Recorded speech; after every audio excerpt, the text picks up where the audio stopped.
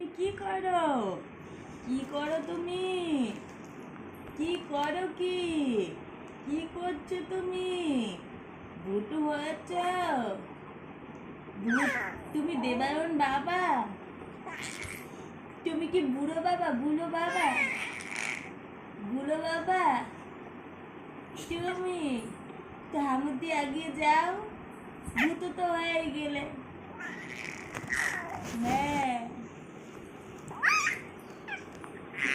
হ্যাঁ হ্যাঁ, তুমি আমার বুড়ো বাবা তো।